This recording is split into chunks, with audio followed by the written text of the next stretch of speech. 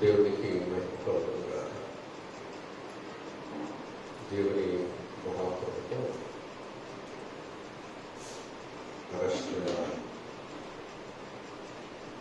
రెండవ ప్రవర్తనలో దేవుని ప్రవేశించి ఈ దినములు దేవుణ్ణి ఆరాధించే పిలువగా దేవుని స్థానంలో సమర్పించినందుకు దేవునికి చాలా ప్రత్యేకమైన వందనాలు తెలియజేస్తున్నాను. ఈరోజు వాక్య భాగంగా కీర్తన గ్రంథము 23వ వాక్యము.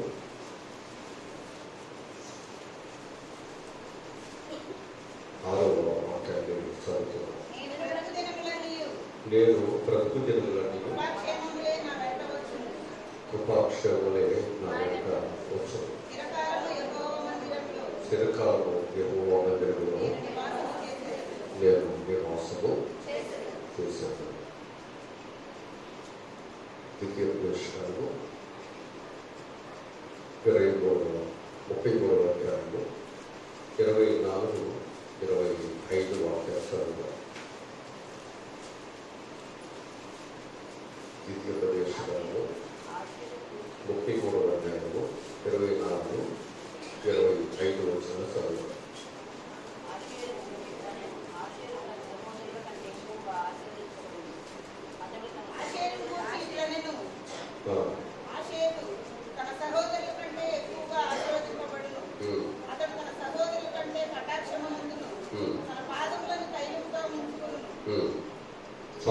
ఇక్కడ మనం జ్ఞాపకం చేసుకుంటే ఆశలు తన సహోదరుల కంటే ఎక్కువగా ఆస్వాదించుకుంటాడు. ఇక్కడ మనం జ్ఞాపకం చేసుకున్నట్లయితే మనందరము కూడా ఆస్వాదించబడాలన్నా దేవుని యొక్క దీవెనలు క్షేమములు మనం కలిగి ఉండాలన్నా మనం దేవుని వాక్యం ఏదైతే మనకు నేర్పిస్తుందో అది మనం ఖచ్చితంగా మనం పాటించడం. ఖచ్చితంగా మనం ఏం చేయాలంటే దేవుని వాక్యం ఏది చెప్తుందో అది మనం పాటించాలి. చాలామంది దేవుని వాక్యానికి వస్తే సరిపోతుంది, బాప్తిస్మం తీసుకుంటే సరిపోతుంది, దేవుని మందిరంలో కానుకేస్తే సరిపోతుంది. చాలామంది దేవుని మందిరకు వచ్చేటప్పుడు బైబిల్ పట్టుకుని వస్తే సరిపోతుంది అని మనము క్రైస్తవుడిగా మనం ఎలా ఉండాలో అలా ఉండటానికి సిద్ధపడుతున్నాం. కానీ క్రైస్తవులుగా ఏమి పాటించాలి, ఏమి పాటిస్తే దేవుని ఆశీర్వాదాలు మనకు వస్తాయి అనేది మనం గ్రహించలేకపోతున్నాం. స్కూల్కి వెళ్తున్న పిల్లలు వాళ్ళ బుక్స్ని బ్యాగ్ వేసుకుని వెళితే సరిపోదు, స్కూల్లో ఫీజులు కడితే సరిపోదు. ఆ పిల్లలకి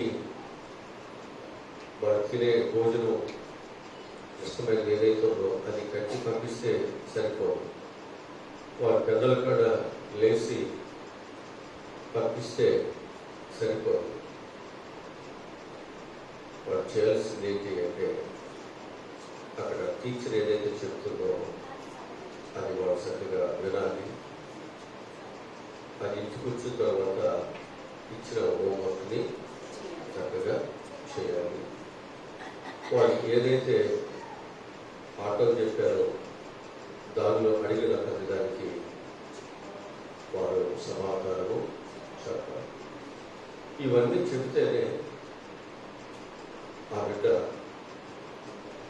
సబ్జెక్టులన్నీ పాస్ అవుతుంది. ఆ తర్వాత పై క్లాస్లో అని. అట్లాగే దైవసరికి వచ్చే మనము కూడా ఒక బైబిల్ పట్టుకోవడం, ఇక కాలం పట్టుకోవడం, లేకపోతే మనము వైట్ బాటలో కట్టుకోవడం, లేకపోతే ఇంకొక విధంగా మనం వస్తే సరిపోతుంది. మనం చేయాల్సింది ఏంటి? వింటున్నాం కదా అంటే సరిపోదు. విన్నదాన్ని మనం గ్రహించాలి. బైబిల్ చెప్తుంది, చదువువారును వినువారును గైకొను వారును. ఎన్ని పదాలు ఉన్నాయి? మనం ఏం చేస్తున్నాం? గైకుంటున్నావా? గైకుంటే దేవుడు నీకెందుకు వాక్యానుసారంగా నీకెందుకు దేవుడు సహాయం చేయాలి? కనుక మనం గైకోలేనప్పుడే దేవుని ఆశీర్వాదాలు అనేది మన మీదకి రాలేకుంటున్నాయని మనందరం కూడా గ్రహించాలి అని చెప్పి నేను జ్ఞాపకం చేస్తున్నాను. ఈ దినం యొక్క అంశం ఏంటంటే, మనం బ్రతుకు దినములన్నీ కృపాక్షరములే మన వెంట వచ్చు. కృపాక్షరములు మన వెంట రావాలంటే మనం ఏం చేయాలి? కృపాక్షరములు మన వెంట రావాలంటే మనం ఏం చేయాలి? ఏం చేయాలో అనేది మనకు తెలిస్తే అది ఖచ్చితంగా చేస్తాం. పిల్లలు ఇది చదువుకుంటే ఉద్యోగాలు వస్తాయి అని తెలిస్తే ఏం చేస్తారు? ఖచ్చితంగా దీన్ని చదువుకుంటారు. ఇది వేసుకుంటే జ్వరం పోతుంది అన్నప్పుడు ఏం చేస్తారు? వెంటనే ఆ సిరప్ కానీ ఆ ట్యాబ్లెట్ కానీ ఖచ్చితంగా వేసుకుంటారు. ఎందుకని అంటే దానివల్ల లాభం ఉంది, దీనివల్ల నాకు ప్రయోజనం ఉంది అని మనకు తెలిస్తే ఆ ప్రయోజనకరమైన దాన్ని ఆలస్యం చేస్తామా? చేయం. ఖచ్చితంగా ఆ పనిని చేస్తాం. ఈరోజు నేను పనికి వెళితే నాకు డబ్బులు వస్తాయి, ఈ డబ్బులు వస్తే నేను లోపలకు కానీ నా పిల్లల ఫీజు కానీ నా ఇంట్లో కానీ నాకు సమృద్ధిగా ఉంటుంది అని మీకు అనిపించినప్పుడు నువ్వేం చేస్తావు? ఖచ్చితంగా పనికి వెళ్తావు. ఇంటి దగ్గర ఎలా కూర్చుంటావు? బాధ్యతల మీద ఉన్నప్పుడు. అట్లాగే నీకు దేవుని వాక్యము అనేటువంటిది నీకు ప్రయోజనం కలిగిస్తుంది. దైవ సన్నిధి అనేటువంటిది నీకు క్షేమాన్ని ఇస్తుంది. దేవుని వాక్యము అనేటువంటిది నీకు కృపాక్షేమాన్ని తెచ్చిపెడుతుంది అని నీకు తెలిస్తే నువ్వు దైవ సన్నిధిని నిర్లక్ష్యం చేస్తావా? దేవుని వాక్యాన్ని నిర్లక్ష్యం చేస్తావా? దేవుని ఆజ్ఞలు పాటించవలసినటువంటి విషయాలు మనం నిర్లక్ష్యం కలిగి మనం ఆ కృపాక్షేమం కలిగే మార్గంలో మనం నడుస్తుంది. ఆ కృపాక్షేమం కలిగేటువంటి మార్గంలో మనం ఏం చేస్తామంటే అనేకులను నడిపిస్తాం. అంతే కదా? రోడ్డు మీద బస్సులు అన్నీ ఉండే కదా అని ఏదో ఒక బస్సు కూర్చుని పెరలూరు తీసుకెళ్ళమంటే పెరలూరు తీసుకెళ్తారా? రా. ఎలా తీసుకెళ్తారు?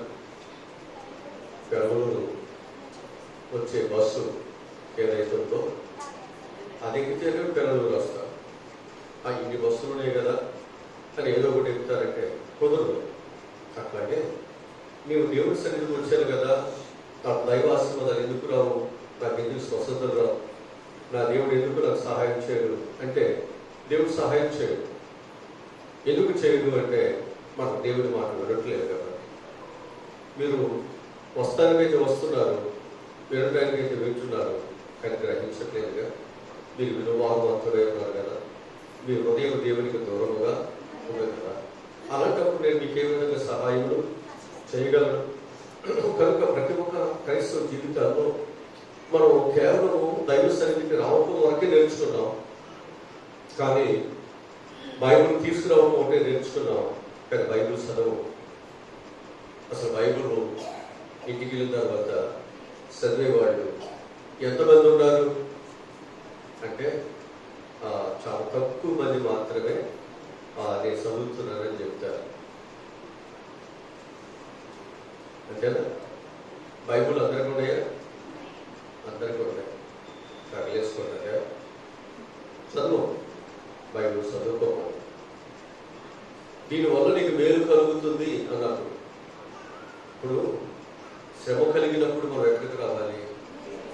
వాక్యం దగ్గరికి రావాలి. ఆ వాక్యం నిన్ను ఏం చేస్తుంది? బ్రతికిస్తుంది.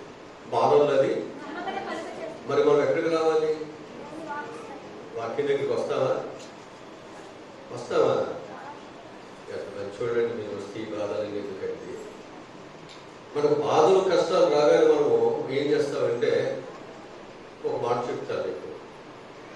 మనం ఇల్లుని కొన్ని లక్షలు లక్షలతో కట్టుకుంటాం. ఇంట్లో మనకు కలిసి రానప్పుడు, ఇంట్లో మనకు సరిగ్గా ఆరోగ్యాలు బాగున్నప్పుడు, మనం చేస్తున్నటువంటి పనులు మనకు ఆశీర్వాదకరం లేనప్పుడు, ఏదో దోషం ఉంది అని ఎవరో సలహా చెప్పినప్పుడు దాన్ని బట్టి మనం ఏం చేస్తామంటే ఎవరినో సిద్ధాంతిని పిలుస్తాం. ఆ సిద్ధాంతి ఏం చెప్తాడంటే ఈ దిక్కులు అదొంది, లేదా ఈ కట్టడి ఇలా ఉంది, ఇలా ఉండడానికి వీల్లేదు, దీన్ని తీసేయాలి అంటాడు.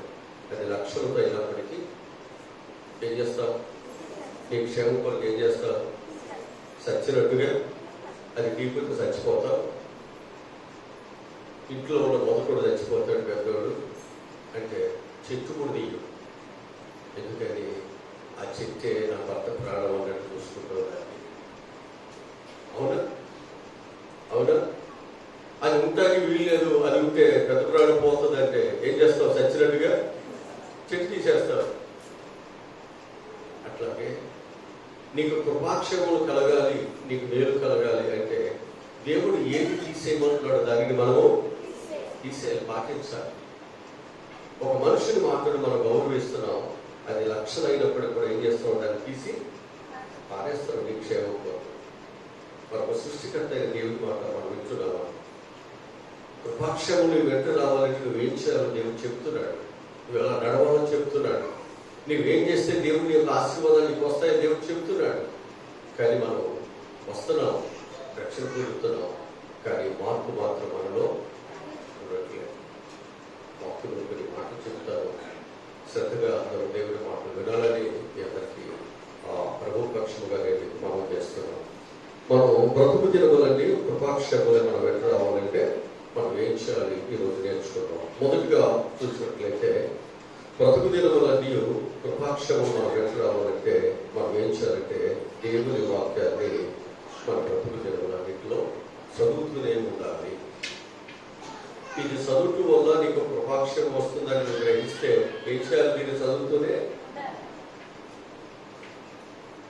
ఇది తింటే నీ నరాలకు బలము అంటే ఏం చేస్తావు? అంతేనా? ఖచ్చితంగా. నీకు తెలిస్తే ఖచ్చితంగా పని నువ్వేం చేస్తావు? ఖచ్చితంగా పాటిస్తావు, ఖచ్చితంగా చేస్తావు. మొహం కడుక్కోకపోతే నోరు వాసన వస్తుందని నీకు తెలిస్తే ఆ బుద్ధికి లేసరికి ఇంకోటికి ఏమైందని అని మొహం కడుక్కోకపోతే తింటావా? ఏం చేస్తావు? కడుక్కునే. అంటే నీకు తెలుసు ఇది చేయకపోతే బాగోదని. మరి అయినప్పుడు ఇన్ని సంవత్సరాలుగా దేవుడి వాక్యాన్ని కొట్టడం, బైబిల్ కొట్టడం లేదా? బైబిల్ కొట్టడం లేదా? మరి బైబిల్ ఇంటికి వెళ్ళి చదువుతున్నారా?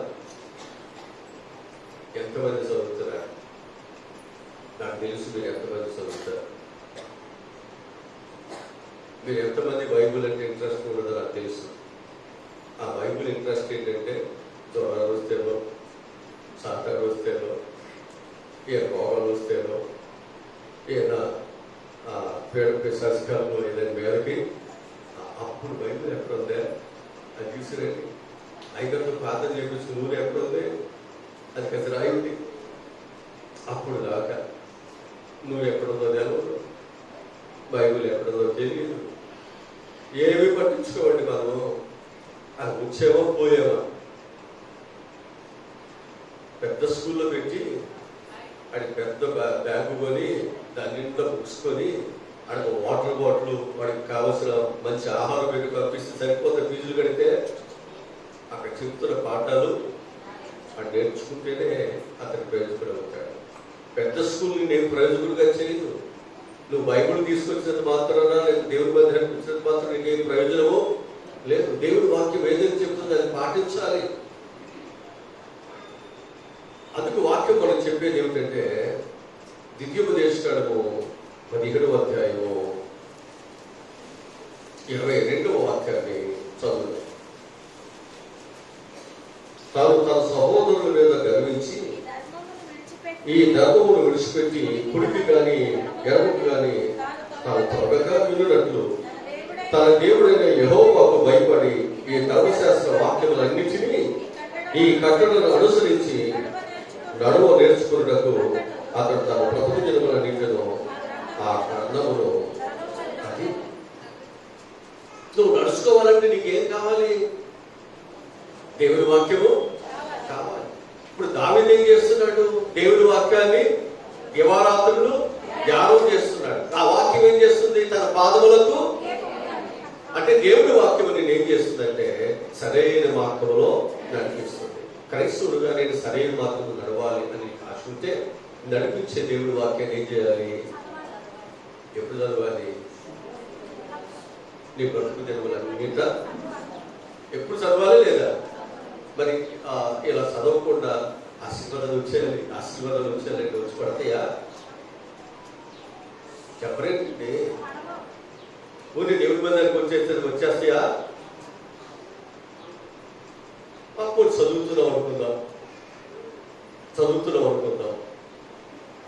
మరి ఆ యొక్క కట్టడలను ఆజ్ఞలను గ్రహిస్తున్నావా? గైకుంటున్నావా? చెప్పరేంటండి? చదివేవాడు ఎంతమంది ఉన్నారో చేయవచ్చు, ఎంతవచ్చు. మరి పాటిస్తున్నావా? అటు చూస్తారేంటండి ఆయన కనుక ఒక దానిలో వాడు పాస్ అవుతున్నాం, ఇంకో దానిలో ఫెయిల్ అవుతున్నాం. ఉన్న 6 సబ్జెక్టులు ఏం చేయాలి? రానా ఒకటి నేను పర్వాలేదులే, అటు 10 మార్కులు వచ్చినాయి కదా, నాకు కనీసం 11 వచ్చినాయిలే. 0 వచ్చేవాడైనా 11 వచ్చినా 20 వచ్చినా సుఖమేముంది? నువ్వు పాస్ మార్క్ లేదుగా, వాడు తప్పాడు, నువ్వు తప్పుతున్నావు. అంతకు మించేది ఉంది?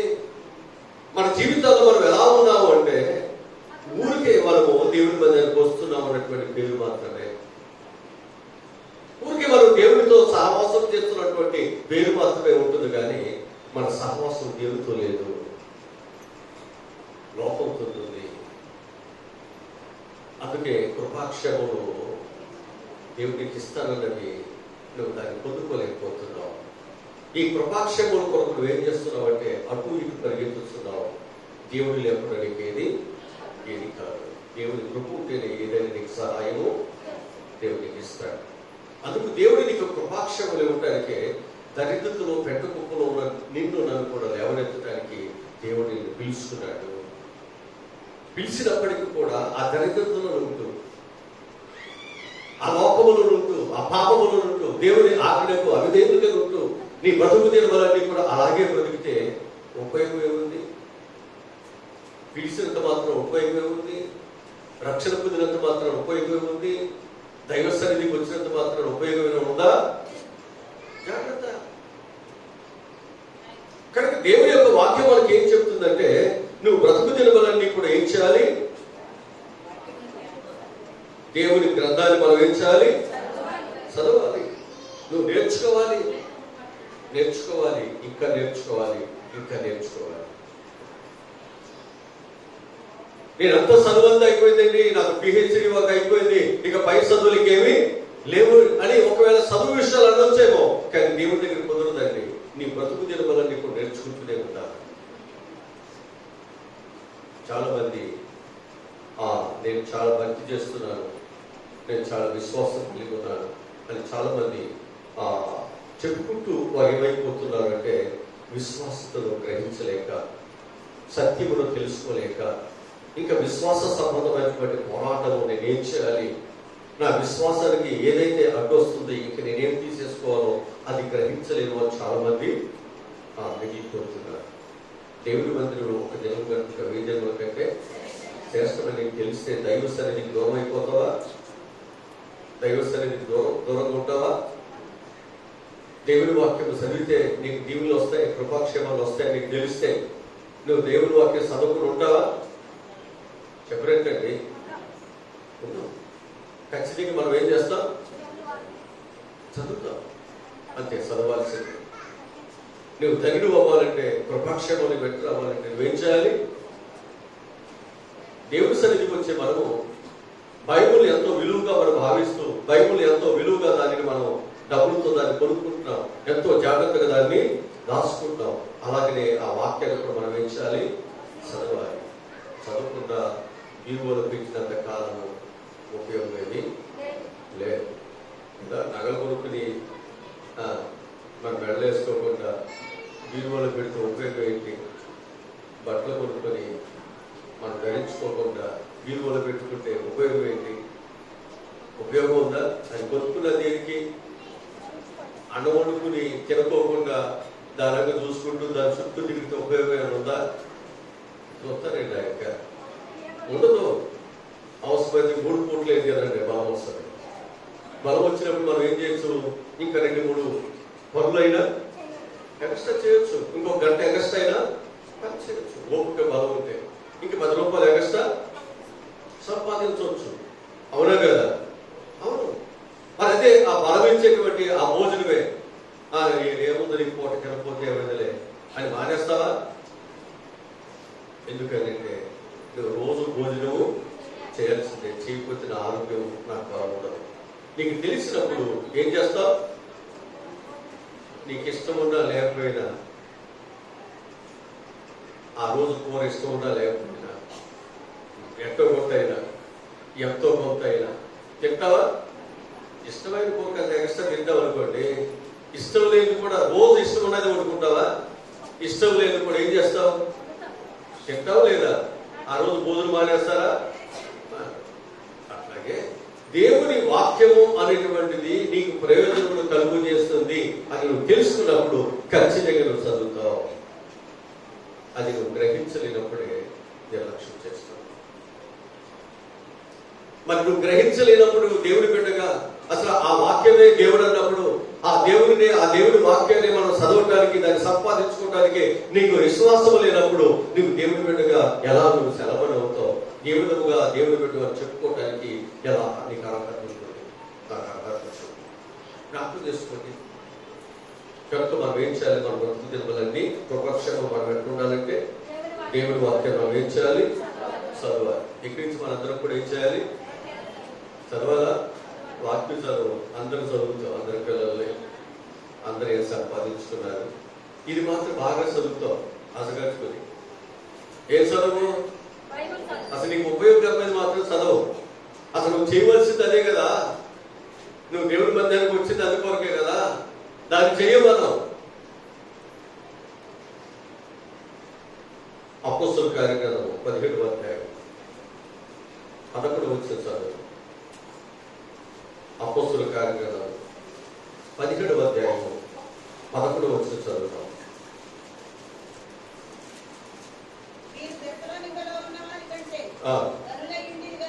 ఎవరికంటే? ఎవరికంటే? దెస్సలోనికలో ఉన్నటువంటి సంఘము కంటే మీరు కనులై ఉన్నారు. కనుక ఏం చేయాలంట? ఆసక్తితో ఏం చేయాలి?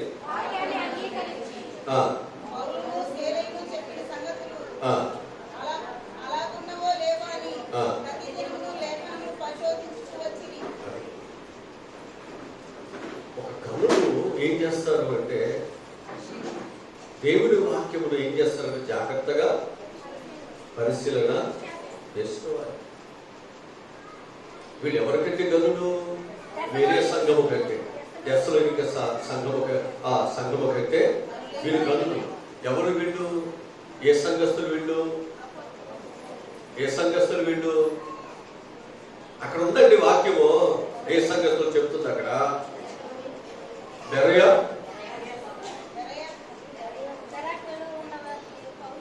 అంతేనా? బెరయ సంఘమేనా?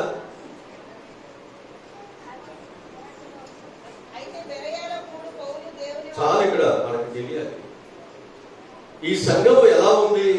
దెస్సలోనికలో సంఘం కంటే గనులుగా ఉండాలి. కనుక మనము కూడా ఎలా ఉండాలి అంటే గనులుగా ఉండాలి. గనులు అంటే నగలేస్తున్నాం, పట్టుచీరలు కట్టులు, లేకపోతే పెద్దలు కూడా దేవుడి మధ్య కూర్చేసి కూర్చోవడం అనే కాదు. వీరు గనులు దేని విషయంలో గనులు గొప్పవారు అంటే వారు దేవుడి విషయాలు ఆసక్తి కలిగి ఉన్నారు. వారి ఆసక్తిని బట్టి వారు ఏం చేస్తున్నారంటే దేవుడి వాక్యాన్ని వారు ఏం చేస్తున్నారు? జాగ్రత్తగా చూస్తున్నారు. ఏదైతే చూస్తున్నారో దాన్ని అంగీకరించి పని చేస్తున్నారు. ఏదైతే వారు దాన్ని జాగ్రత్తగా చూస్తున్నారో దాన్ని ఏం చేస్తున్నారు? వారు అంగీకరించి ప్రకారం నడుస్తున్నారు. మనం ఎన్ని సంవత్సరించి వస్తున్నామో నడుస్తావా? ఊరికి అనుకుందాం. దేవుడి భాగం దేవుడికి ఇవ్వడానికి ఇస్తావా? మరి అనుసరిస్తున్నామా? కృపాక్షేమం మన వెంట వస్తాయా? మరి రావాలా వద్దా? అవసరం లేదంటావా? మరి రావాలంటే మనం ఏం చేయాలి? వాక్యం ఏం చెప్తుందో నడవాలిగా. నడవాలి. వాక్యం ఏం చెప్తుందో అది మనం చేయాలి. వాక్యం ఒక విధంగా చెప్తే నువ్వు ఒక విధంగా నడుస్తానంటే ఎటు కుదురుంది? పీతలాగా. కానీ ఒకరొకరుగా నడుస్తానంటే ఎటు కుదురుంది? నీకు సంబంధాలు ఎట్లా వస్తాయి? నీకు పెళ్ళి ఎప్పుడు అవుతుంది? కనుక నీకు దేవుని యొక్క ఆశీర్వాదాలు నీకు రావాలంటే మనకు వంకర జీవితం, మన సొంత ఆలోచన, మన సొంత డైరెక్షన్ ఏదైతే ఉందో అది విడిచిపెడదాం. దేవుడి వాక్యం ఏదైతే చెప్తుందో అది మనము పాటిస్తాం. అది పాటించే వరకు మన జీవితాలు ఎప్పుడైతే కట్టుకుంటామో, బండ మీద కట్టబడిన ఇల్లు, కొండ మీద కట్టబడిన ఇల్లు, వానలు వచ్చినా వరదలు వచ్చినా అదేం కాలేదు, అది కూల్చిపడకుండా అది నిలిసే ఉంటుంది.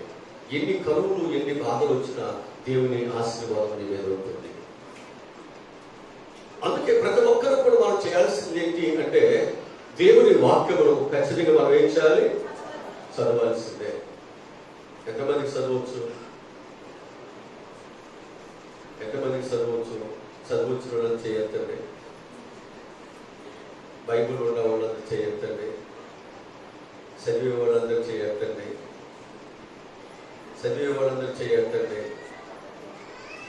పాటించే వాళ్ళందరూ చేయొద్దండి.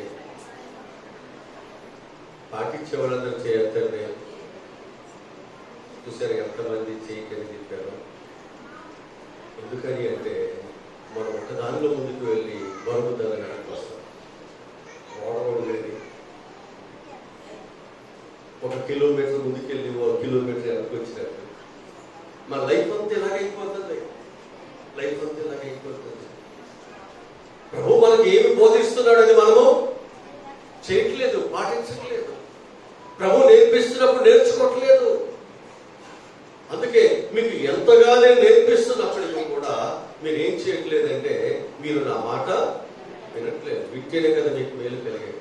అయ్యో నా ప్రజలు నా మాట వినేలా ఎంత మేలు. ప్రభు చెప్తున్నాడు మనకు మేలు కలగడానికి, సరైన కృపాక్షేమలు కలిగించే మార్గంలో దేవుడు మనం నడిపించడానికి, ఆ ఆశీర్వాదం మనం సంపాదించుకోవడానికి ప్రభు మనతో మాట్లాడుతుంటే మనం ఆ మాటలో ఏ మాత్రం కూడా మనము అంగీకరించట్లేదు. మన సొంత చిత్తం ఏదైతుందో దానిని మనము అనుసరిస్తున్నాం. దేవుడి దగ్గరికి వచ్చిన తర్వాత ఇప్పుడు ఒక డైరెక్టర్ ఉన్నాడు అనుకుందాం. ఆ డైరెక్టర్ ఏం చెప్తే చేయాలా? డైరెక్టర్ ఏం చెప్తే హీరో అయినా చేయాల్సిందే. ఎవరైనా చేయాల్సిందే. నేను పెద్ద స్టార్ హీరోని, నువ్వు చెప్పింది నేను వినడానికి కుదురుద్దా? ఆయన డైరెక్టర్ అండి, ఆయన చెప్పిన పని చేయాల్సిందే. అంతే కదా? నీకు కృపాక్షేమలు ఇచ్చిన దేవుడు ఆయన చెప్పిన మాట వినాల్సిందే. ఆయన మాట వింటే నీకు ఆశీర్వాదం. లేదండి నాకు తిరిగి ఎట్లా వచ్చు, నేను ఎలా చేస్తానంటే కుదరదు, నీ తీసి దూరంగా మారేస్తాను, ఇంకోటి పెట్టుకుంటాడు. నేను కుదరదయ్యా. జాగ్రత్త.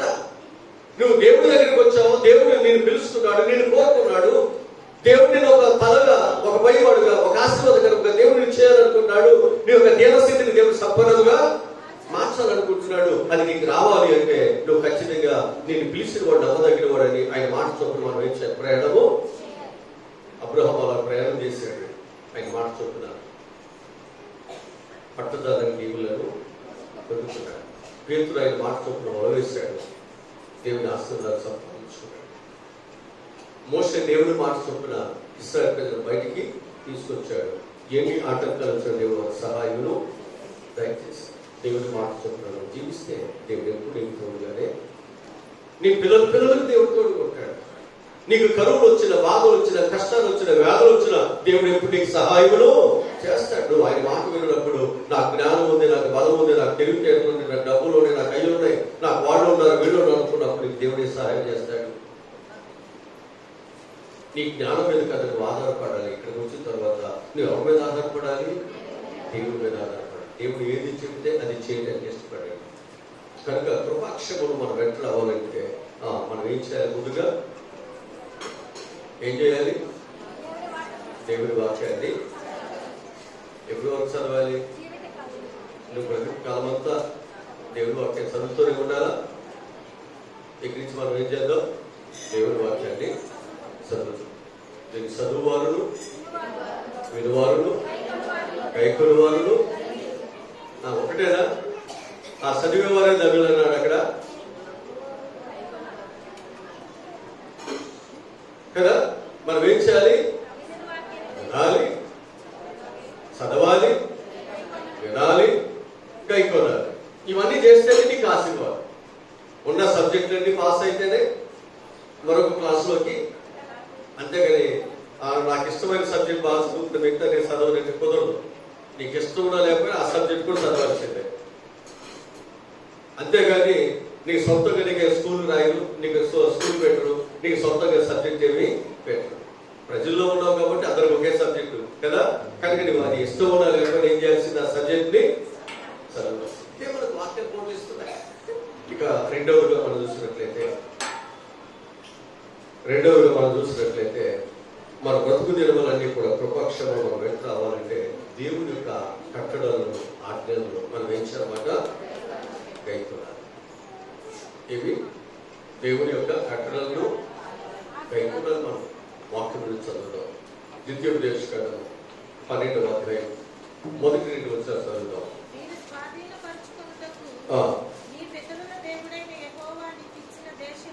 దేశంలో మీరు భూమి మీద బ్రతుకు జన్మలన్నింటిను ఏం చేయాలంటే అనుసరించి గైకొనవలసినటువంటి కట్టడలను, నిధులను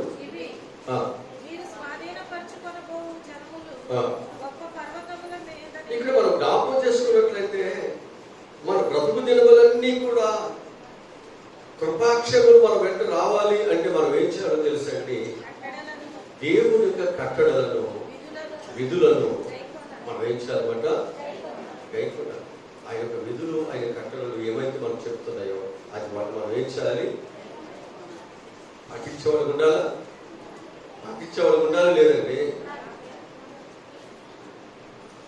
వాక్యం మనం చెప్తున్న మాట కృపాక్షేమలు వెంట రావాలి అంటే దేవుని వాక్యంలో ఏదైతే నీకు ఆజ్ఞలను, కట్టడాలను దేవుడు ఇచ్చాడో, ఆ విధులు ఇచ్చాడో వాటిని మనం ఏం చేయాలి? గైకొనాలి. అందుకే దావీదు ఏం చేశాడు? దుష్టుల ఆలోచనకు నడవలేదు, పాపుల మార్గంలో. ఇవన్నీ దేవునికి ఇష్టం కాదు. ఇవన్నీ దేవుడు ఏం చేశాడు? ఆయన విడిచిపెట్టాడు. ఎక్కడికి వచ్చేసాడు? దైవ సన్నిధిలోకి వచ్చి దైవ వాక్యాన్ని క్రమంగా చక్కగా చదువుకుంటూ ధ్యానం చేస్తూ దేవుని బిడ్డగా నాటపడుతున్నాడు. మనం దేవుని బిడ్డగా నాటపడాలి. ఆయన మందిర ఆవరణలో నాటబడినటువంటి వారై ముసలి తలమందును సారము కలిగి పచ్చగా కృపాక్షములు వెంట రావాలి. ఆరోగ్యం రావాలి, బలంగా ఉండాలి, మంచిగా ఉండాలంటే నువ్వు దేవుడితో నాటపడాలి, అంట కట్టపడాలి. నువ్వు ఫలిస్తావు. మనం దేవుడితో ఉండవే. దేవుడు ఆజ్ఞలంటే మనకు అసలు లెక్కే లేదే. అసలు దేవుడు అంటే మనకు భయమే లేదే. మన ఇష్టానుసారంగా ప్రవర్తిస్తావే.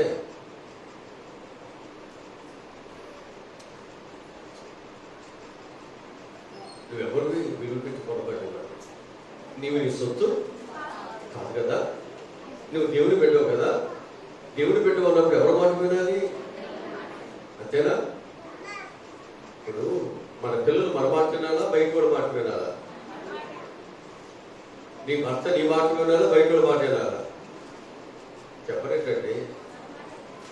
బయట కూడా మాట వింటే ఏమంట? ఆడమాట అయ్యాయి రోజు భోజనం ముడి పెడితే ఇష్టమైంది. పొడిలో సెట్ అయితే పగలు కొట్టం. ఆయన చూడగానే నీకు జల్లు చేవలు పారినట్టుగా ఉండవు. ఉండవండి. ఆయన నీ మాట వినలేదని, నువ్వు చెప్పిన పని చేయలేదని, ఆయన నీకు వ్యతిరేకంగా జీవిస్తున్నాడని మరి నీకు కోపం వచ్చినప్పుడు మరి దేవునికి రాదా? కోపం నీకు ఒక్కదానికే ఉండేది? ఆయన రోషం కలిగిన వాడు కాదా? ఆయన కోపం లేదు ఆయనకి. మరి అలాంటి దేవుడి దగ్గర మనం ఎంత జాగ్రత్తగా ఉండాలి? మన నడక పడక అన్ని ఆయనకి తెలుసు కదా. మన తల వెంట్రుకలనైనా లెక్కించాడు కదా. ఆయనకి అన్ని తెలిసినప్పుడు ఆయనతో మనం ఎంత జాగ్రత్తగా.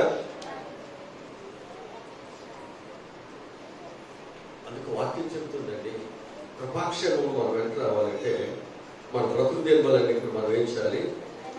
దేవుని యొక్క కట్టడలను, విధులను మనం ఏం చేయాలి? అనుసరించాలి. ఎప్పటి వరకు అండి? మరి చేస్తున్నావా? అది ఎటు ఓపరేట్ అంటే చేయట్లేదు. అది మౌనం అంగీకారం కదా, ఇక చేయట్లేదు. ఇక ఎప్పుడు ఇంట్రా చేయకపోతే నీకు ఆశీర్వాదాలు ఎలా వస్తాయి? నీకు చదువు రాకపోతే, ఆ సబ్జెక్ట్ నీకు పాస్ అవ్వకపోతే నీకు ఉద్యోగం ఎలా వస్తుంది? లేదంటే నేను ఎంత కాలం అయినా ఈ సబ్జెక్ట్ రాకపోయినా ఈ క్లాసులో కూర్చుంటానంటే ఏమంటారు? నీకు మీసాలు గడ్డాలని పెరిగి ఇక్కడ చిన్నపిల్లలందరూ పైకి వెళ్ళిపోతా ఉంటే నేను ఎంత సీనియర్ని అంటే సుఖం ఏమైనా ఉందా? నువ్వు సీనియర్ అయితే సుఖం ఏమైనా ఉందా? నీకు మీసాలు గడ్డాలు వస్తే సుఖం ఏమైనా ఉందా? ఏం లేదు. అక్కడ కావాల్సింది ఏంటి అంటే దేవుడు ఏదైతే చెప్తున్నాడో అది వినాలి, దాన్ని చక్కగా చదువుకోవాలి, అది ఎలా ఉందో దాన్ని జాగ్రత్తగా పరిశీలన చేయాలి, అది నీకు ఇష్టముగా ఇచ్చాలి, దాన్ని స్వీకరించాలి, ఆ ప్రకారముగా నడుచుకోవాలి, ఆ ప్రకారం నడవాలి. అలా ఎవరైతే చేస్తున్నారో వారికి దేవుని యొక్క ఆశీర్వాదములంట వారి వెంట వస్తాయంట. నీవు వాటి వెనకాల తిరగాల్సిన పని లేదు, అవే నీ వెంట వస్తాయి. ఎందుకంటే నీతిమంతులకు దేవుని అనేకమైన దీవులను ఆశీర్వాదాలు దేవుడు చెడ్డపరిచాడు. అవి నీకు ఇస్తాడు. నీ నీతిని బట్టి ఇస్తాడు, నీ భక్తిని బట్టి ఇస్తాడు, నీకున్నటువంటి మంచి దేవుని మీద నీకున్నటువంటి మంచి ఆ విశ్వాసం ఏదైతుందో దాన్ని బట్టి దేవునికి సహాయమును దేవుడికి ఇస్తాడు. మనం ఏం చేయట్లేదు అంటే ఆయన యొక్క ఆజ్ఞలను, ఆయన యొక్క విధులను మనం ఏం చేయట్లేదు, గైకొనట్లేదు, అంటే పాటించట్లేదు. మరి పాటించాలి. దావీదు పాటించాడా? పాటించాడు. మనం కూడా పాటించాలి. ఇక్కడి నుంచి మనం ఏం చేయాలన్నమాట? దేవుని యొక్క ఆజ్ఞ వాక్యము మనకి ఏదైతే బోధిస్తుందో, ఏదైతే చెప్తుందో, దుష్టుల ఆలోచన చొప్పున నడవకూడదు, పాపుల మార్గంలో నిలవకూడదు, అపహాసకులు కూర్చునే స్థలంలో కూర్చోకూడదు. ఈ దుష్టుల యొక్క సాంగత్యము నీ మంచి నడవడికను తెరిపివేస్తుంది. నీ జీవితాన్ని, నీ భవిష్యత్తుని ఆశీర్వాదముల నుండి, పరలోకము నుండి నరకములోనికి నిన్ను తీసుకువెళ్ళిపోతుంది. దేవుని నుండి సాతానులోనికి నిన్ను తీసుకువెళ్ళిపోతుంది. మంచివాడుగా ఉన్న నీ జీవితాన్ని చెడ్డవాడుగా మార్చేస్తుంది. కనుక నువ్వేం చేయాలి? దేవుని వాక్యాన్ని, దేవుని కట్టడాలను జాగ్రత్తగా కైకొనాలి. ఇది మనం చేయాలి. ఇది ఎప్పుడైతే మన జీవితాల్లో మనం ఇది చేస్తున్నామో దేవుడు ఖచ్చితంగా కృపాక్షేమాలు ఎవరి వెంట వస్తాయా? 2వ రాజుల గ్రంథము 17వ అధ్యాయము 37వ వాక్యం చదువుదాం. 17:37.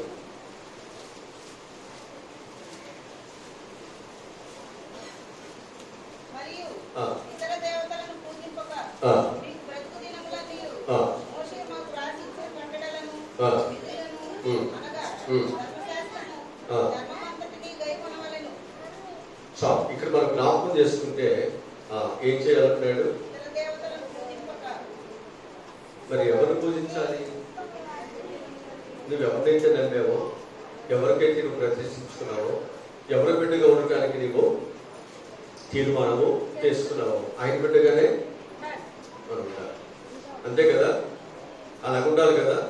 అలా లేకుండా నువ్వు ఎవరు పడితే వాళ్ళని పూజించడానికి, ఎవరికి రావాల్సినటువంటి దేవునికి రావాల్సిన ఘనతను, దేవునికి రావాల్సిన మహిమను దేవునికి ఇవ్వకుండా నువ్వు ఎవరికొకటి ఇస్తా ఉంటే దేవుడు ఊరుకుంటాడా? నాకు రావాల్సిన మహిమను నేను ఎవరికి నేను చెందనివ్వను. నీ ఆస్తి, నీ భర్త సంపాదన ఇంకొకరి ఇంటికి వెళ్తే ఊరుకుంటావా? ఊరుకుంటావా? నీ పిల్లల యొక్క కష్టాజీతము ఇంకొకరికి ఇస్తే ఒప్పుకుంటావా? మరి దేవుడి యొక్క ఆస్తి కదా నువ్వు, దేవుడి యొక్క బిడ్డ ఉంటాను. ఆయన ఎన్ని శ్రమలతో, ఎన్ని కష్టాలతో, ఎంత వేదనతో ఆయన మనలను కొన్నాడు, సంపాదించాడు. ఒక తల్లి ప్రసవ వేదన పడితేనే కదా బిడ్డను సంపాదించేది. మరి ఈ విధముగా దేవుడు కూడా మనల్ని కంటే నువ్వు దేవుడి బిడ్డగా కాకుండా, నువ్వు దేవుడికి చెందిన వాడిగా కాకుండా, ఆయన యొక్క ఆజ్ఞలను కట్టడను పాటించుకోకుండా నువ్వెవరో పరాయి వారి యొక్క ఇంటి వారిగా, పరాయి వారి యొక్క ఇంటి సంబంధిగా నువ్వు బ్రతుకుతూ ఉంటే దేవుడు చూసుకుంటాడా? నీకు అడిగినప్పుడు నీకు సహాయం దేవుడు చేస్తాడా? మనకు ఆశీర్వాదాలు రాకపోవడానికి కారణాలు ఏమిటంటే మనం చేయవలసినటువంటి కార్యక్రమాలు దేవుని పట్ల, దేవుని యొక్క ఆజ్ఞలు ఏవైతే వాక్యంలో వస్తుందో చేయకపోవడం. అది చేయకపోవడానికి కారణం ఏమిటి అంటే మనం ఆ వాక్యం మీద, ఆ దేవుడి మీద మనకంత ధ్యాస, భయము, భక్తి అనేది లేకపోవడం. ఏముందలే అని సప్పడిచ్చేస్తానే అప్పుడప్పుడు నాలుగు తింటే ఏముందలు అన్నట్టుగా మనం అట్లా నాలుగు తిప్పేసుకుంటూ సప్పడించుకుంటూ మనం ఏం చేస్తున్నామంటే దేవుడి వాక్యాన్ని తొక్కులు దొక్కేస్తున్నాం, పక్కన పడేస్తున్నాం. మన సొంత ఆలోచనతో మనం వెళ్ళిపోతున్నాం.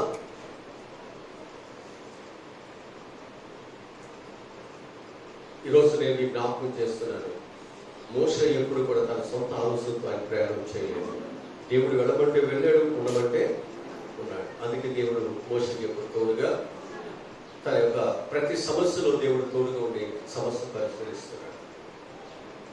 ఈరోజు నీ సమస్యలు అలాగే ఉంటున్నాయి, నీ బాధలు అలాగే ఉంటున్నాయి, నీవు అనేకమైన సమస్యల వల్ల నువ్వు చిక్కబడుతున్నావు అంటే నీ జీవితంలో నువ్వు దేవుని యొక్క మాటలు ధిక్కరిస్తున్నావని, ఆయన ఆజ్ఞలను, ఆయన యొక్క విధులను మనము పట్టించట్లేదని మనం అర్థం చేసుకోవాలని జ్ఞాపకం చేస్తున్నాం. కనుక మనం బ్రతుకు జన్మలని మనం ఏం చేయాలి? ఆయన కట్టడలను మనం దైకొనాలి. ఆ దైకున్నటువంటి వాడు ఏమవుతున్నాడు అంటే కుడి ఎడమలకు తొలగిపోకుండా ఎవరైతే తిన్నగా వెళుతున్నారో వారు అడుగు పెట్టి ప్రతిస్తారని దేవుడు ఆశీర్వదిస్తారు. ఎవరైతే దేవుని మాట చొప్పున వలవేస్తున్నారో వారి యొక్క జీవితాల్లో వారి బ్రతుకు పండుతుంది. వారి నిరాశ నిస్పృహలన్నీ దేవుడు తీసేస్తున్నాడు. వారి నోట నిన్న నవ్వు, ఆనందాన్ని దేవుడు ఇస్తూ ఉన్నాడు. ఇక మనము నాలుగుగా చూసినట్లయితే, మూడవదిగా మనం చూసినట్లయితే బ్రతుకు దినములను దేవునికి భయపడటం నేర్చుకోవాలి. మన బ్రతుకు దినములను ఎవరు భయపడాలి? దేవునికి భయపడాలి. నిత్యోపదేశాలు ఉపయోగపడతాయి. 13వ వచనం చదువుతాం, త్వరగా తీయాలి.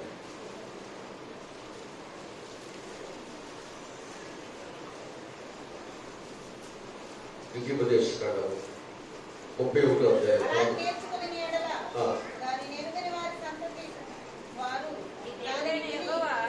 నిత్యోపదేశకాండం 31వ అధ్యాయం 11వ వచనం.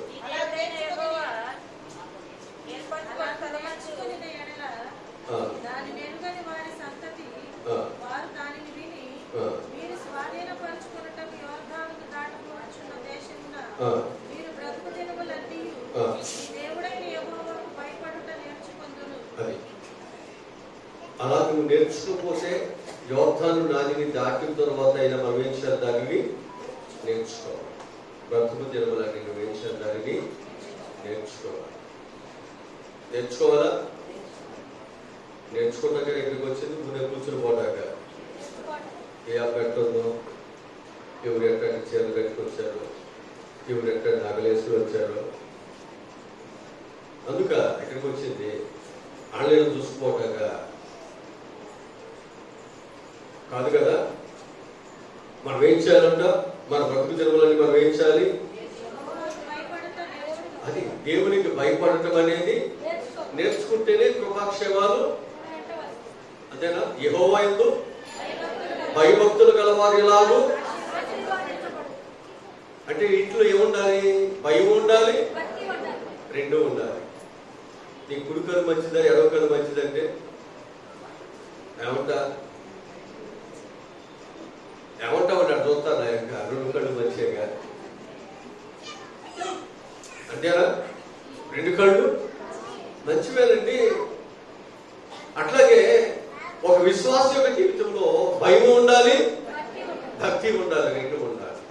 ఏది తీసేసినా కృపాక్షేమములు రావు.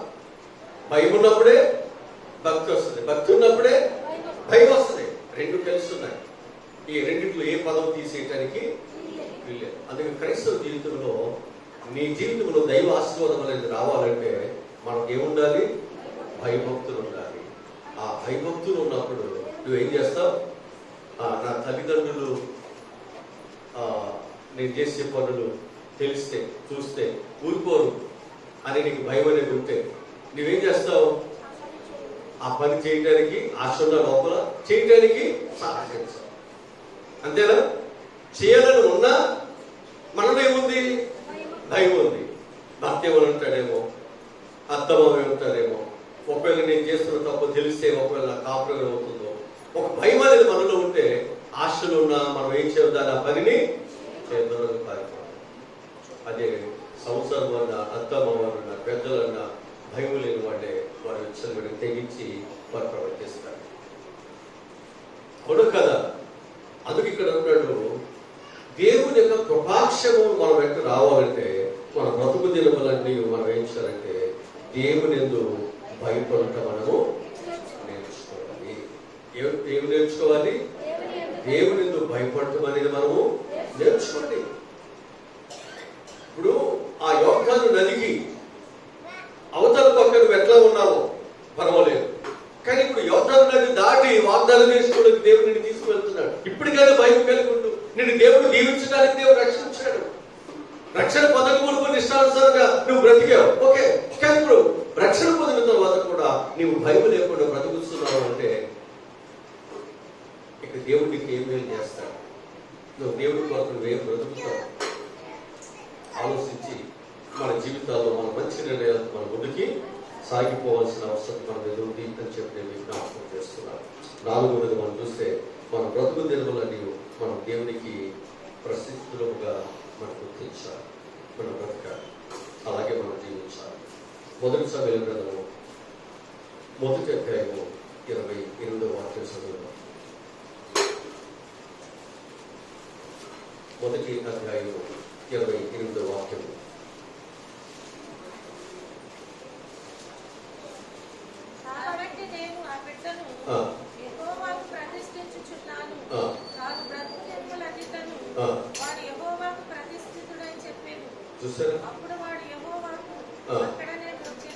ఇప్పుడు దేవునికి ప్రతిష్ఠితుడు అయినప్పుడు అతను ఎక్కడ ఉండాలి? అక్కడే ఉండాలిగా. దేవునికి వేరుగా ఉండొచ్చా? ఇప్పుడు మనందరం కూడా దేవుని యొక్క ప్రతిష్టమైన జనాంగం కదా, దేవుడు ఏర్పాటు చేస్తున్న జనాంగం కదా. అప్పుడు మనం ఎక్కడ ఉండాలి? దేవునితో ఉండాలిగా, దైవ సన్నిధితో ఉండాలి కదా. ఆయనకి వేరుగా ఉండి మనమేమి? ఆయనతో కలిసి ఉంటేనే మనం ఫలించేది, ఆయనతో ఉంటేనే మన కృపాక్షేమం మనం వెంట వచ్చేది. కనుక చాలా దేవుడు ప్రతిష్ఠించబడినటువంటి వ్యక్తులు ఎక్కడ ఉండాలని దేవుడి సన్నిధిలోనే ఉండాలి. ఇప్పుడు శాంసోన్ ఎక్కడ ఉండాలి? ఎక్కడున్నాడు? శాంసోన్ ఎక్కడున్నాడు? ఢిల్లీలో దగ్గర ఉన్నాడు. ఎక్కడుండాలి ఈయన? అక్కడ ఉన్నట్టు ఏమైంది? ఎంతో ఆశీర్వాదం వచ్చిందంటారు ఆయనకి కదా. కనుక ప్రతిష్ఠితులు ఎక్కడ ఉండాలి అంటే దేవుని యొక్క సన్నిధిలో ఆయన బిడ్డగా మనం ఉండాలి.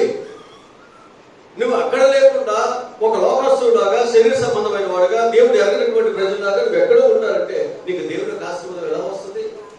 ఎలా మనం దీవించబడతాం? అందుకు ప్రతి ఒక్కరు కూడా మనం దేవుని యొక్క ప్రతిష్ఠితులుగా దేవుడి యొక్క స్వరంతంతో సంపాదించబడినటువంటి ఒక జీవం కలిగిన సంఘముగా మనం ఆయన సన్నిధానంలో మనం ఉంచబడినప్పుడే మనం దేవుని ఆశీర్వాదం మన మీదకి వస్తాయి. బాధలైన కష్టమైన మనం ఎక్కడ ఉండాలి? తెలుసుకున్న రుచి చూసిన మనము దైవ మార్గములు ఆశీర్వాదాలు తెలుసుకున్న మనము తిరిగి భర్తకు చెప్పాలి, పిల్లలకు చెప్పాలి, ఇంటి పొరుగు చెప్పాలి, అనేక మందికి చెప్పాలి. ఎందుకంటే ఒక పాపి నశించుకోవడం దేవునికి ఇష్టం కాదు. అంతగా అందరూ ఇది ఎవరి ఉద్దేశం? ఎవరి ఉద్దేశం? మరి ఆయన ఉద్దేశాలు మన ఉద్దేశాలుగా, ఆయన ఆలోచనలు మన ఆలోచనలుగా, ఆయన యొక్క మార్గం మన మార్గముగా ఉండాలా లేదా? ఆయన వేరు మన వేరా? ఆయన ఆలోచన వేరు మన ఆలోచన వేరా? నేనును నా తండ్రి ఏ విధంగా ఏకమై ఉన్నాను, మీరును నేనును అన్నారా? మరి మనం ఏకమవుతున్నాం దేవుడితో? ఇంకా దేవుడితో మనం కలిసి ఉన్నామా? దేవుడితో కలిసి ఉండటానికి మనం ఏదైతే దేవుడికి వేరుగా ఉన్నదో దాన్ని విడిచిపెడుతున్నామా? దాన్ని అలా విడిచిపెట్టాడు. దేవుడితో అలా ఉన్నాడు. అందుకే కృపాక్షేమంలో ఆయన వెంట ఈ రోజు నీవు నేను కూడా అలా ఎప్పుడైతే తీర్మానం చేసుకుని లాభకరమైనది ఎప్పుడైతే మన ఫ్రెండ్తో సమానం చేసుకుని దేవుడి కొరకు మనం బ్రతుకుతున్నామో దేవుని ఆశీర్వాదాలు మన మీదకి వస్తాయి. వస్తాయా? వస్తాయా? మన లోపల తెలిసినాయి, మన లోపల మనకు అర్థమవుతున్నాయా? నువ్వు ఎక్కడెక్కడ చిన్నమవుతున్నావు, ఎక్కడెక్కడ పడిపోతున్నావు, ఎక్కడెక్కడ దేవుడి బిడ్డగా జీవించవలసిన మనం జీవించుకోకుండా భ్రష్టులు అయిపోతున్నావు మనకు అర్థమవుతుందా? దేవుడి సన్నిధికి వచ్చుకోవడం చాలా మంది భ్రష్టులు అయ్యేవాడు చాలా మంది ఉన్నారు. గహాజీ భ్రష్టుడయ్యాడు, శాంసన్ భ్రష్టుడయ్యాడు.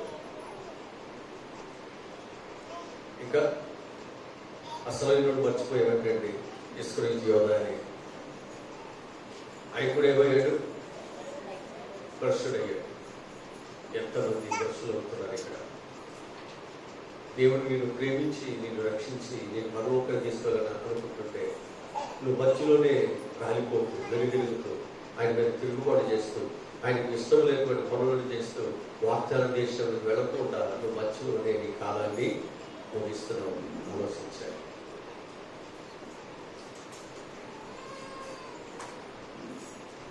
ఈరోజు నీ జీవితంలో నువ్వు నశించుకోవడం దేవునికి ఇష్టము, నీ బ్రతుకు ఆశీర్వాదం. అందుకు దేవుడిని ఏర్పాటు చేస్తున్నాడు. వచ్చిన తర్వాత అది ఎవరి మాట వినాలి? ఎవరి మాట వినాలి? దేవుడి మాట వినడం మంచిదా, మనుషుల మాట వినడం మంచిదా? ఎవరి మాట వినడం మంచిది? ఉంటుంది అయ్యగారు చెప్పమని చెప్పానంటే నేను నీ మాట ఎందుకు వేసే మాట, నేను నా మాట నేనే వినను. మా అయ్యగారి టైంకి ఇంటికి రాకపోతే అసలు నేను నా మాట వినను, నా కంట్రోల్లో చూడను. మా ఆయన వారానికి ఇవ్వాల్సిన డబ్బులు ఇవ్వకపోతే ఉంది.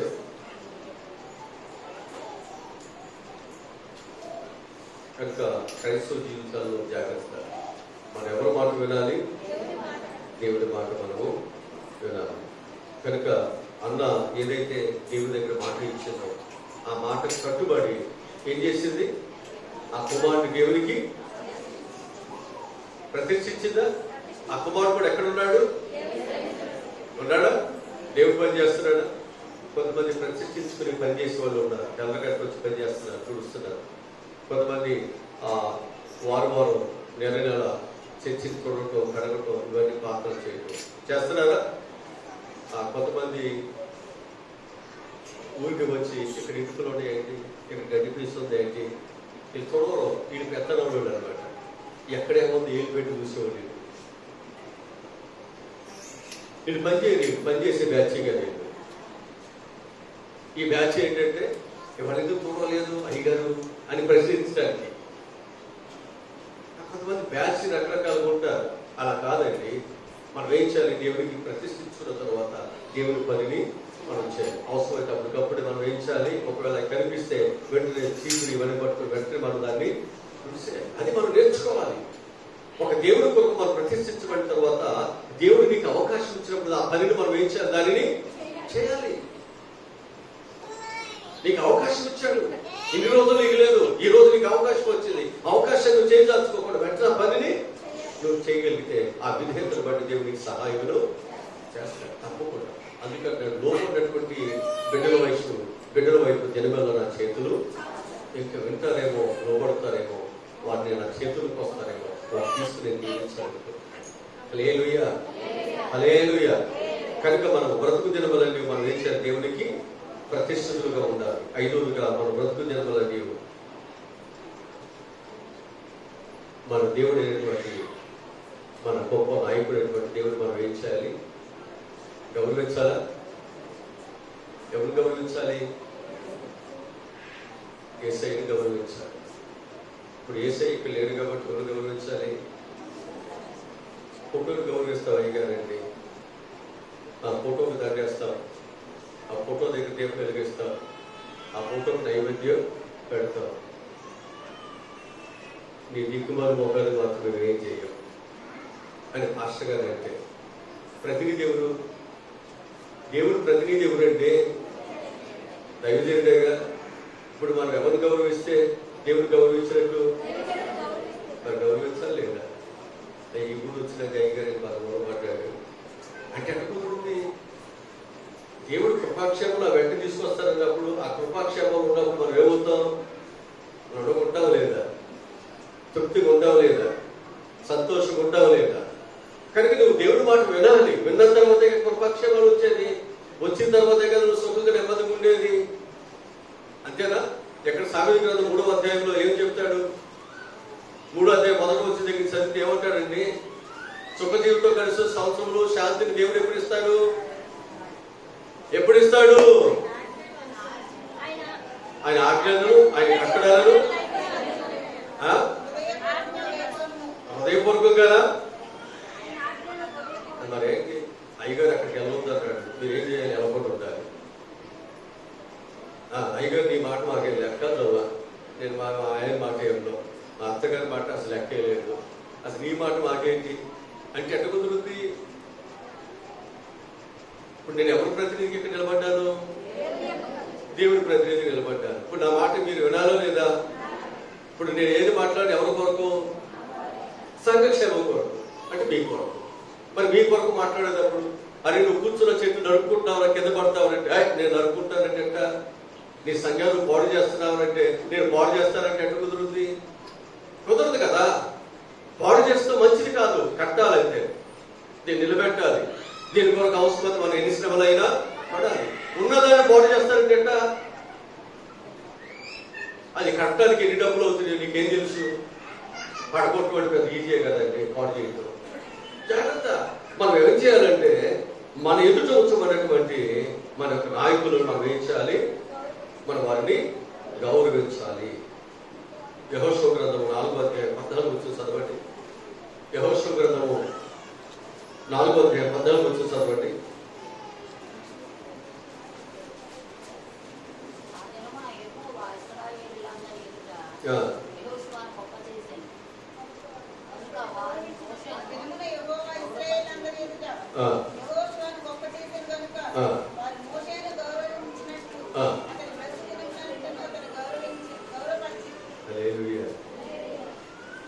మోషేను గౌరవించినట్టు లేదంటే అయ్యగారు మీ ముందు అయ్యగారు మేము గౌరవిస్తాం కానీ అసలు మీరంటే మాకు లెక్కలేదని గారు అంటే ఇది ఎట్లా? ఇప్పుడు నాకు ముందు రాష్ట్రంగా పనిచేశాడు, ఆయన కాలం వెళ్ళిపోయింది, తర్వాత నేను వచ్చాను. ఇప్పుడు ఎవరు గౌరవించాలి? అక్కడ ఏమన్నాడు? మోషేను గౌరవించినట్లు యెహోషువను కూడా గౌరవించి ఏం చేశారు? ఆయన కూడా గొప్ప చేశారా? ఆయన మాట కూడా విన్నారా? ఆయన మాట ప్రకారం కూడా నడిచారా? నడవాలి. దేవుడు ఒకరిని ఏర్పాటు చేసుకున్నాడు అంటే నీ వారి మాట విని ఆ మాట ప్రకారం నడుచుకోవాలి. అందుకు దేవుడు ఒకరి తర్వాత ఒకరిని దేవుడు ఏం చేస్తున్నాడు? మనం నడిపించడానికి ఒక కాపరిగా, మన క్షేమం కోరే ఒక కాపరిగా దేవుడు ఏర్పాటు చేస్తున్నప్పుడు వాళ్ళ మాట మనం ఏం చేయాలి? గౌరవించాలా? గౌరవించాల్సింది. పెద్దల కాడ రావాలంటే పెద్దల కాడ రావాలి, చక్కగా కూర్చోవాలంటే కూర్చోవాలి. దేవునికి మనం అర్పణలు ఇవ్వాలంటే మనం ఇవ్వాలి. అలా మనం ఎప్పుడైతే గౌరవిస్తూ దేవుడి యొక్క పనులు మనం చేస్తున్నామో దేవుడు నేను గొప్పగా దేవుడు దీవిస్తూనే కాదు, నీకు ఏదైతే వాగ్దానం చేసి వచ్చి నేను దీవిస్తానని అక్కడ దేవుడు తీసుకెళ్తాడు. అక్కడికి ఏమి తక్కువ లేకుండా కృపాక్షేమం దేవుడి వెంట ఉంచుతారు. దేవుడి మాట మన ఇంట్లో దేవుడు దీవించుకోగాక. ఆమె తను వచ్చండి ప్రార్థన చేసుకుందాం. మా ప్రభువా రక్షకుడా, ఈరోజు చెప్పిన ప్రతి మాట మా పిల్లలకు ఉన్నాయి ప్రతి మాట ఎంతో దీవెనకరంగా ఆశీర్వాదకరంగా సహాయాలను దయచేస్తున్నాను. నీ మాట చెవకు ఉంటుంది.